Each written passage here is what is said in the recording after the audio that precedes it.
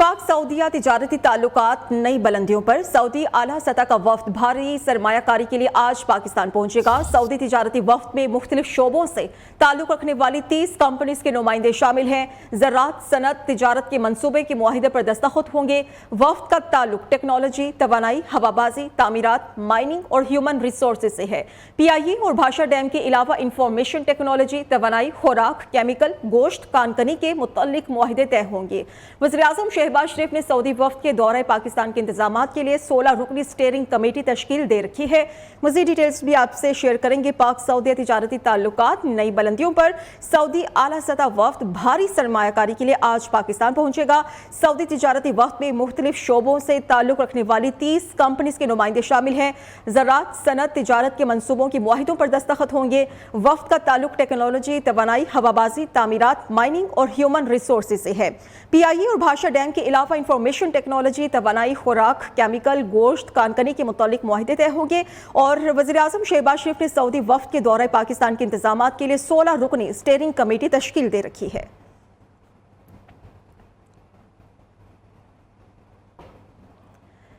वज़ीर आला पंजाब से जमहूरिया कोरिया के सफ़ीर पाक कैजुन की मुलाकात हुई है। दो तरफा ताउन समेत तिजारती रवाबित की फ़रोग़ की ज़रूरत पर जोर दिया गया। वज़ीर आला पंजाब मरियम नवाज़ ने मुलाकात में कहा कि सनती तरक्की के लिए कोरिया की टेक्नोलॉजी से मुस्तफ़ीद होना चाहते हैं। इलेक्ट्रॉनिक्स, ऑटोमोबाइल और इंफॉर्मेशन टेक्नोलॉजी में कोरिया के इश्तिराककार का खैर मकदम करेंगे। पंजाब में ज़राअत और माइनिंग इंडस्ट्री में सरमायाकारी का वसी पोटेंशियल मौजूद है। कोरिया के साथ दो तरफा तिजारती हजम में मज़ीद इजाफा करेंगे। कोरियन सफ़ीर ने वज़ीर आला मरियम नवाज़ को ओहदा संभालने पर मुबारकबाद पेश की।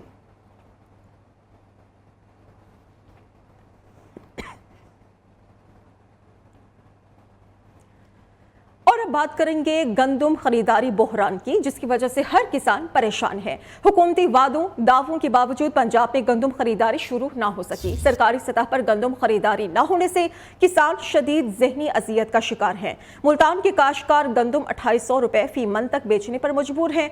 हर तरफ किसान बारदाना ना मिलने पर परेशान है। पंजाब के कई इलाकों में गंदम की कटाई 50% तक मुकम्मल हो गई, मगर कोई खरीदार ही नहीं है। पंजाब के बेहाल किसानों की सूरत हाल जाने के अपने नुमाइंदगार से, जो कि मुख्तलिफ शहरों से सूरत हाल हम तक पहुंचाएंगे। फैसलाबाद से होंगे वकास शिराज, मुल्तान से होंगी विजया वाहिद, गुजरावाला से हमारे साथ मौजूद होंगे मैसम वकार और हवेली लखा से होंगे नसरुल्ला भट्टी। तो सबसे पहले हम रुक करेंगे फैसलाबाद का। वकास शिराज से हम बात करेंगे। वकास, क्या हालात हैं फैसलाबाद के?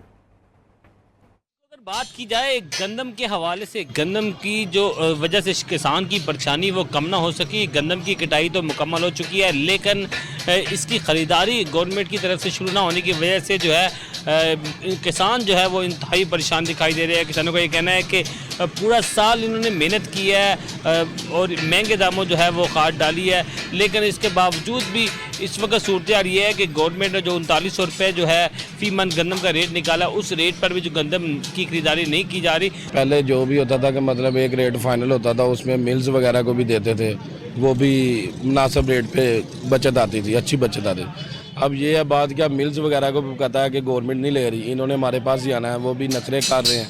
पेमेंट भी जो है हफ्ते 10 दिन बाद दे रहे हैं। पहले पेमेंट गाड़ी के साथ होती थी, जब गाड़ी अंदर मिल में इंटर होती थी फुल पेमेंट होती थी साथ।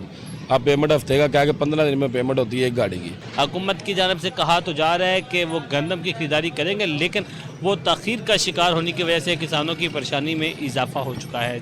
ठीक है, वकास साथ रहेगा। विजया वाहिद से हम बात करेंगे, मुल्तान की सूरत हाल उनसे हम जानेंगे। विजया, बताएगा किसानों को वहाँ पर बारदाना मिला और क्या इस वक्त गंदम का रेट क्या चल रहा है?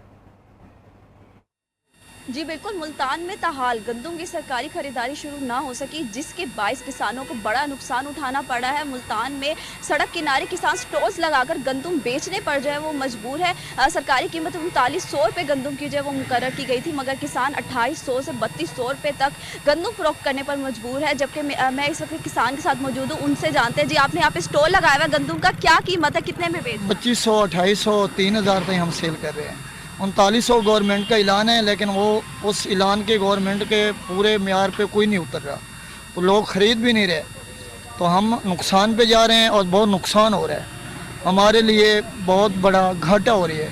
हम यहाँ जगह के रेंट भर रहे हैं और ख़र्चे हैं, हमारी लोडिंग का खर्चा है, सब चीज़ के खर्चे हैं, हमारे खर्चे भी पूरे नहीं हो रहे हैं, हम नुकसान में जा रहे हैं। बिल्कुल, यहाँ यहाँ पर मौजूद किसान से हमारी बात हुई, उनका कहना है कि गंदम की सरकारी जो खरीदारी है उसकी ना होने की वजह से। ठीक है, विजया साथ रहेगा। हवेली लखा के हालात नसरुल्ला भट्टी के जरिए बताइएगा नसरुल्ला।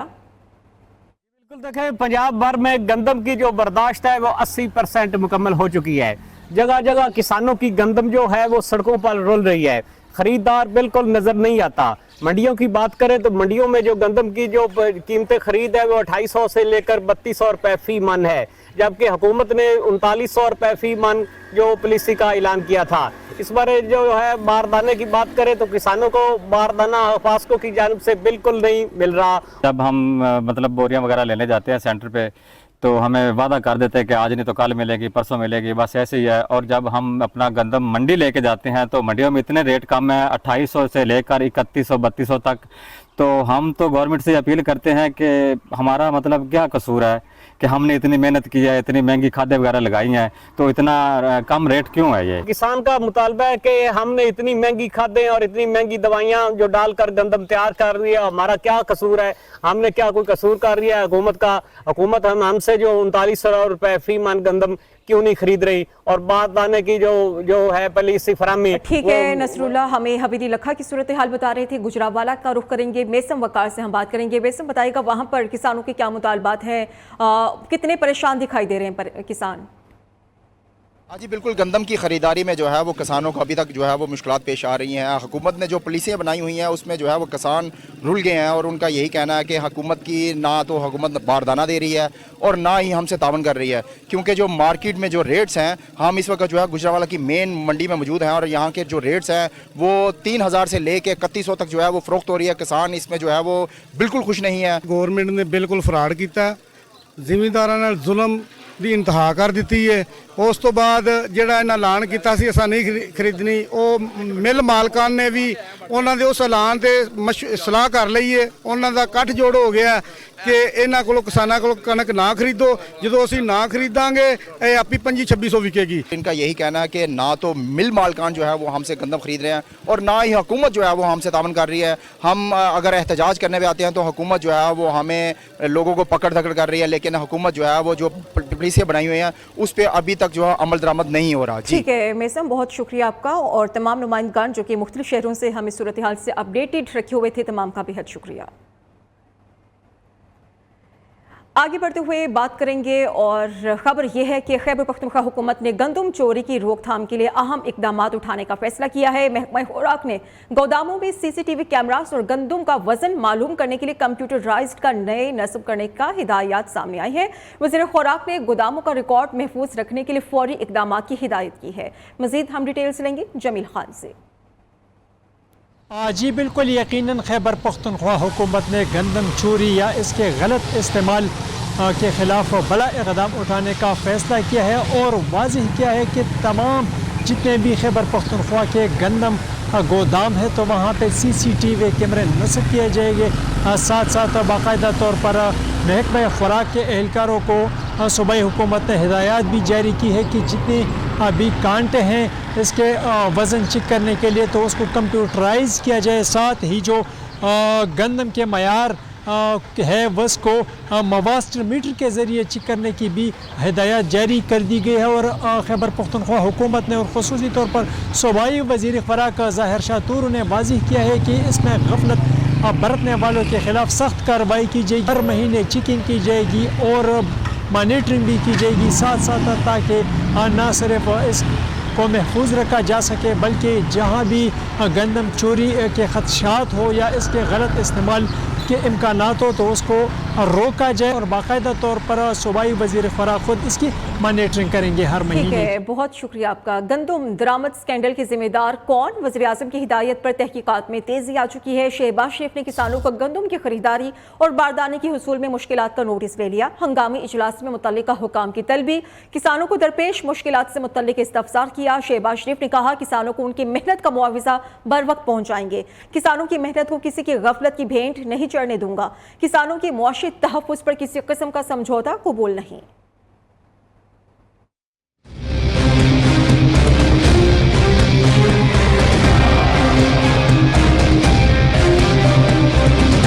गंदम दरामद स्कैंडल के जिम्मेदार कौन? वज़ीर-ए-आज़म की हिदायत पर तहकीकात में तेजी। शहबाज शरीफ ने गंदम की खरीदारी पर पेशरफ्त और बारदाने के हसूल में किसानों को दरपेश मुश्किलात का नोटिस ले लिया। वज़ीर-ए-आज़म का कहना है किसानों को इनकी मेहनत का मुआवजा बर वक्त पहुँचाएंगे। अल्लाह के फजलो करम से रवा साल गंदम की बम्पर फसल हुई। किसानों की मेहनत को किसी की गफलत की भेंट नहीं चढ़ने दूंगा। किसानों के मुआशी तहफ़्फ़ुज़ पर किसी किस्म का समझौता कबूल नहीं। अफसरान गंदम की खरीदारी के मौके पर जाकर खुद निगरानी करें।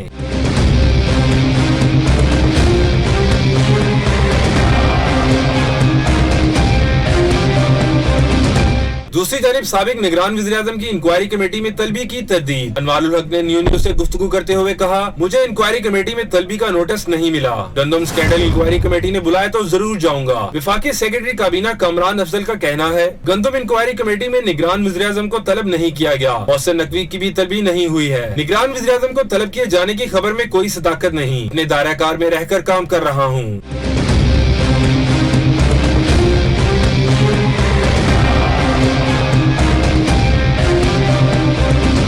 सेक्रेटरी काबीना कामरान अली अफजल की सरबराही में कायम तहकीकाती कमेटी की साबिक secretary food security captain retired Mohammad Mahmood और कैप्टन रिटायर्ड आसिफ से पूछगिछ मुकम्मल। 4 रुकनी कमेटी ने कस्टम्स, कराची पोर्ट और FBR के मुताल्लिका अफसरान से वज़ीर दाखिला मोहसिन नकवी का एक और अहसन इकदाम। लाहौर और कराची पासपोर्ट ऑफिस 24 घंटे खुले रखने का ऐलान। वज़ीर दाखिला कहते हैं कि इकदाम से हर किसी के लिए किसी भी वक्त पासपोर्ट सर्विस तक रसाई आसान हो जाएगी। लाहौर और कराची पासपोर्ट ऑफिस 24 घंटे खुले रखने का ऐलान किया गया है वज़ीर दाखिला मोहसिन नकवी की तरफ से, और उन्होंने कहा है कि इस इकदाम से हर किसी के लिए किसी भी वक्त पासपोर्ट सर्विस तक रसाई आसान हो जाएगी।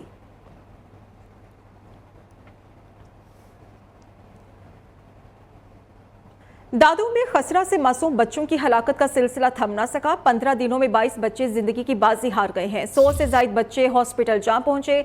बच्चों को इलाज मुआवजे के लिए सरकारी हॉस्पिटल के अलावा दीगर हॉस्पिटल्स में रेफर किया जाने लगा है। अभी हालात क्या है, अरबाब रुस्तमानी से हम जानेंगे। अरबाब बताइएगा। हाँ जी बिल्कुल, दादू में खसरा में मुब्तला 22 बच्चों की जो 15 दिन में जाने चली गई है। 100 से ज्यादा बच्चे जो खसरा में मुब्तला है, अस्पताल दाखिल है। अस्पताल में जो है ना सहूलियत की फुकदान है, बिजली भी नहीं है। और इसके अलावा ये बताता चलूँ कि तहसील जोही, केनशाह, मेहर और दीगर कसीर अस्पताल में बच्चे खसरा में मुब्तला है। दादू इंतजामिया की जानब से कोई भी खास इंतजामियत नहीं है। वैसे कि DHU अस्पताल इंतजामिया अपनी जान छुड़वाने के बच्चों को 7 रेफर कर रहे हैं। जी शुक्रिया अरबाब। लाखों सरकारी मुलाजमीन भी FBR के शिकंजे में। टैक्स गोशवारे जमा न कराने वाले मुलाजमीन की सिम्स बंद कर दी जाएंगी। जिन सरकारी मुलाजमीन की तनख्वाह 50,000 या इससे ज्यादा है, उनके लिए टैक्स गोशवारे जमा कराना जरूरी है, वरना मुलाजमीन की सिम्स बंद कर दी जाएंगी। और लाखों सरकारी मुलाजमीन भी FBR के शिकंजे में आ गए। टैक्स गोशवारे जमा न कराने वाले मुलाजमीन की सिम्स को अब बंद कर दिया जाएगा। जिन सरकारी मुलाजमीन की तनख्वाह 50,000 या इससे ज्यादा है, उनके लिए टैक्स गोशवारे जमा कराना इंतहाई जरूरी हो चुका है। 99% छोटे स्केल के सरकारी मुलाजमीन टैक्स गोशवारे जमा नहीं कराते। एक सरकारी मुलाजिम हुकूमत के घड़े की मछली है, इसलिए उनको ही रगड़ा जा रहा है, ये कहा जा रहा है सरकारी मुलाजमीन की तरफ से। अशरफ मेहताब से हम बात कर लेते हैं। अशरफ, क्या खबर है आपके पास? जी बिल्कुल, जैसा कि FBR और हुकूमत ने मुश्तरका एक ये काविश की थी कि जो भी टैक्स गुजार गोशवारे जमा नहीं कराते या रजिस्टर नहीं है या टैक्स तो देते हैं गोशवारे नहीं देते, उनके खिलाफ ये कार्रवाई करी जा रही थी। और 30 अप्रैल इसकी डेडलाइन थी जो कि गुजर गई है। अब ये कार्रवाई की जा रही है। 5 लाख से ज्यादा जो मोबाइल सिम्स है उसको बंद करने के लिए कहा गया, लेकिन PTA अभी तक नहीं मान रहा। कहता है जी उनके पास कानून साजी नहीं है। अगर ये कानून लागू हो जाता है और इसमें फिर लोगों की सिम बंद होती है तो लाखों जो है मुलाजमीन पाकिस्तान के वो इसके रगड़े में आएंगे। 10 स्केल या इससे ऊपर ऐसे मुलाजमीन जिनकी 50,000 या उससे ज्यादा तनख्वाह है और उनका चूंकि एट दी सोर्स डिडक्शन हो जाती है टैक्स की, यानी महकमा जब तनख्वाह देता है तो पैसे काट लेता है टैक्स के, लेकिन वो गोशवारे जमा नहीं कराते। ये नहीं बताते कि उनके पास बाकी जो मालो ज़र है या जायदाद है वो कितनी है, उसका सोर्स ऑफ इनकम क्या है। तो इसी चीज़ को चेक करने के लिए हुकूमत ने ये इक़दाम किए थे और ये कार्रवाई की जा रही है। और ये कार्रवाई अब जो है सरकारी मुलाजमीन के खिलाफ भी होगी, क्योंकि वो भी अगर उनकी भी आमदन 50,000 से ऊपर है तो फिर वो 6 लाख रुपया साल का जमा करवा रहे हैं, तो फिर यकीनी बात है उन पर भी टैक्स लागू होता है। तो वो टैक्स अगर देते हैं तो फिर गोशवारे नहीं जमा कराते तो फिर इनकी सिम भी बंद होगी। और ये पहले मरहले में होगी, दूसरे मरहले में फिर इनके जो गैस कनेक्शन है, बिजली कनेक्शन है, वो भी काटेंगे। बहुत शुक्रिया आपका अशरफ। फैसल करीम कुंडी खैबर पख्तूनख्वा के गवर्नर बन गए, हलफ उठा लिया गया। वज़ीर आला अली अमीन गड्डापुर ने तकरीब हलफ बर्दारी में शिरकत न की। फैसल करीम कुंडी कहते हैं कि सूबे और विफाक में पुल का किरदार अदा करूंगा। वज़ीर आला आए, मिलकर बैठे, सूबे के मसाइल हल करते हैं। नामजद गवर्नर पंजाब सरदार सलीम हैदर की तकरीब हलफ का स्केड्यूल तब्दील कर दिया गया है। आज की बजाय 7 मई को हलफ उठाएंगे। नून लीग के जाफर खान मंदोखेल गवर्नर बलूचिस्तान मुकर्रर। तकरीब हलफ बर्दारी कल कोयटा में होगी।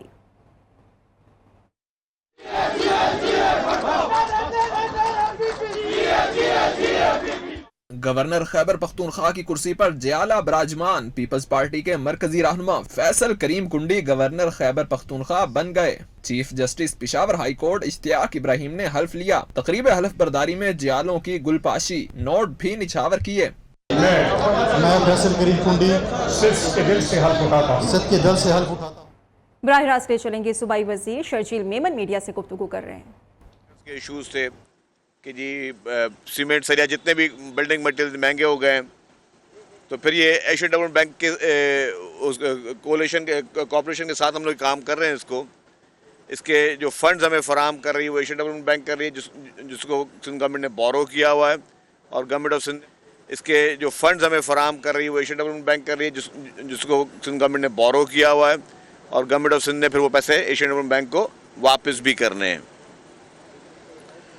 तो उसके बाद फिर जब काम बंद हुआ, अनफॉर्चुनेटली आ गई care taker government. Care taker government ने बिल्कुल आंखें बंद करके सो गई थी, और उनको एहसास नहीं था कि यहाँ पे लोगों को क्या तकलीफ़ हो रही है। इनके जो इश्यूज़ थे वो रिजॉल्व होने हैं एशियन डेवलपमेंट बैंक के साथ भी और एक्निक के साथ भी, जो फेडरल गवर्नमेंट का इदारा है। बट जैसे ही पीपल्स पार्टी की गवर्नमेंट वापस आई, तो हमारी पहली प्रायोरिटी होती है कि हर सूरत में पहले देखें कि पब्लिक को जो तकलीफ हो रही है उसको हम दूर करें।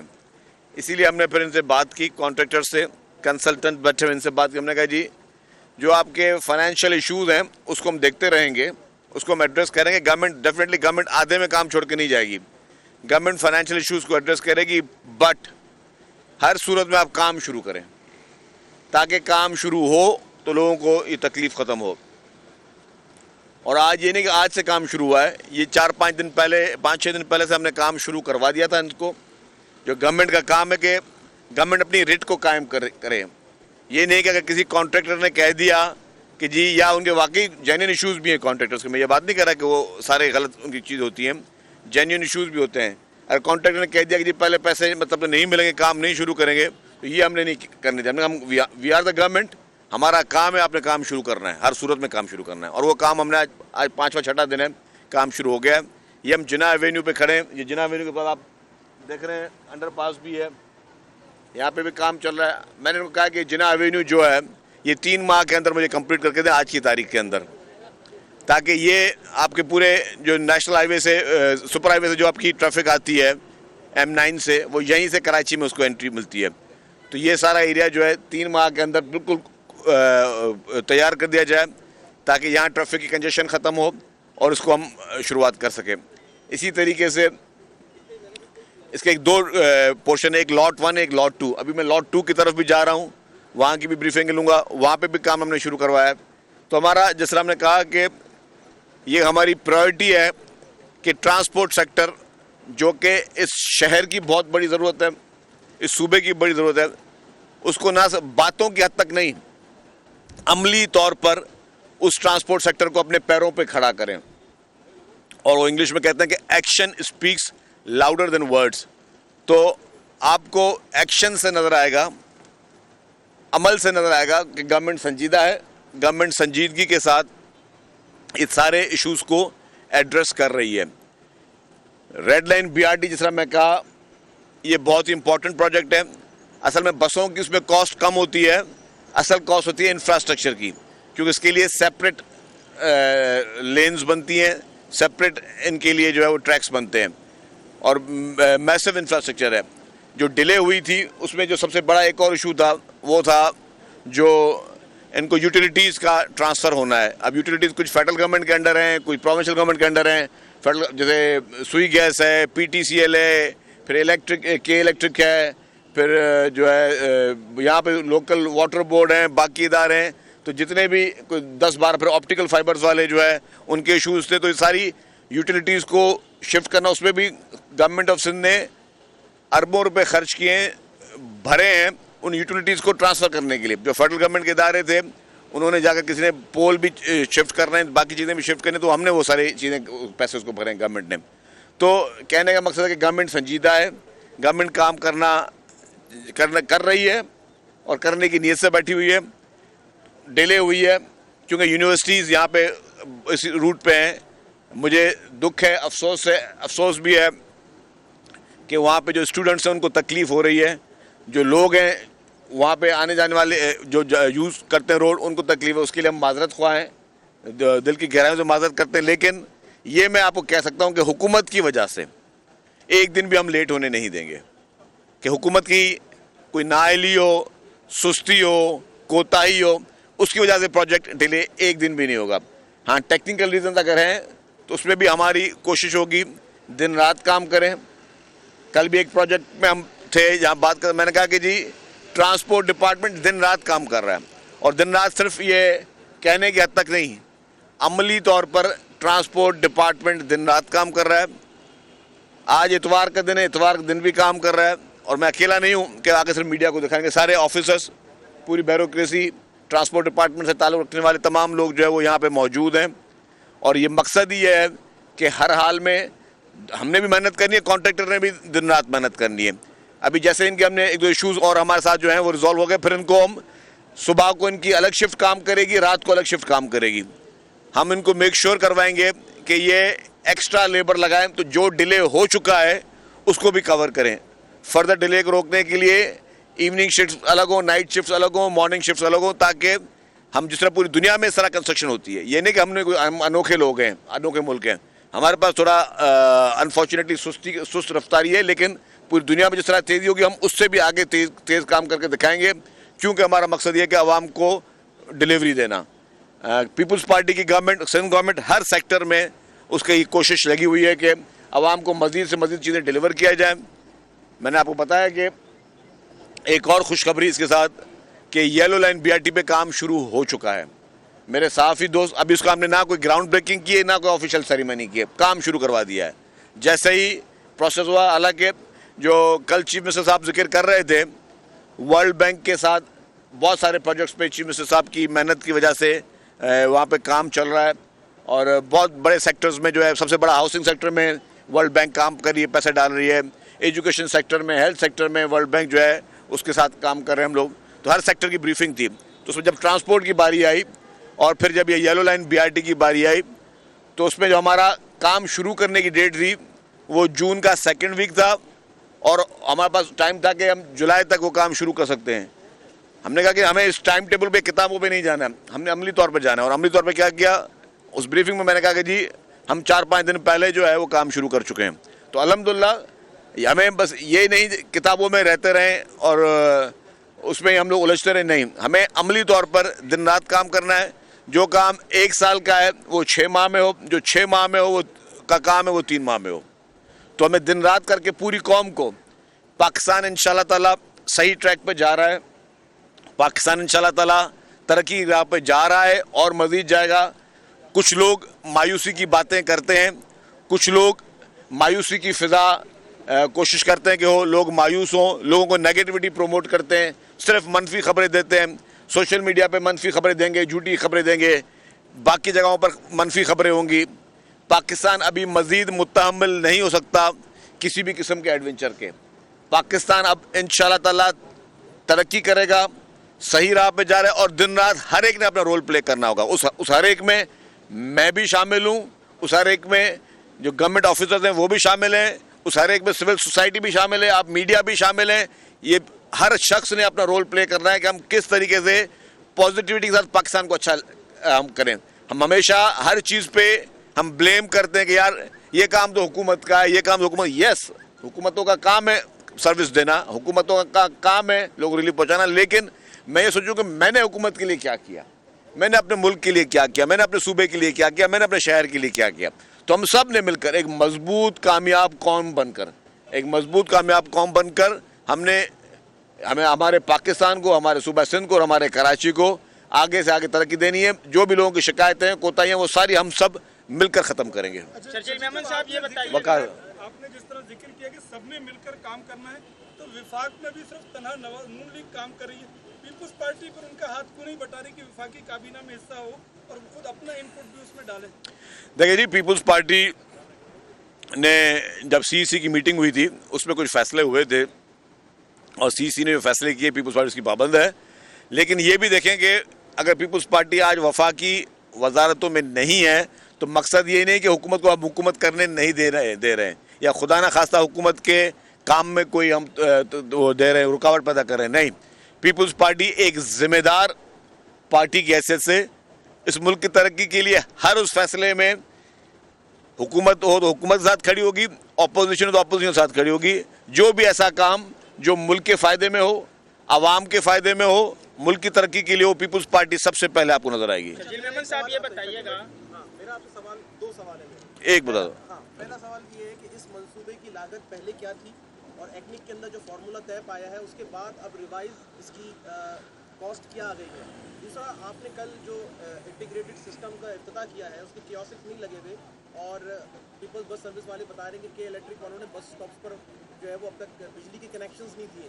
इसके अलावा जो आपकी इलेक्ट्रिक बसें हैं वो भी वहाँ पर मेहरान डिपो पे 8 घंटे की लोड शेडिंग हो रही है जिसकी वजह से वो 7 से 8 बसें चार्ज नहीं हो पा रही।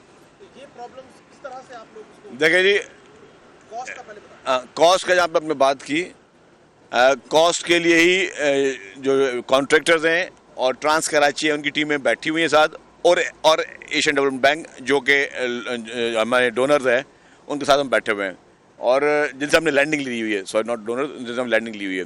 तो हमने उनसे जो है वो वही तमाम BOQs को दोबारा रिव्यू कर रहे हैं।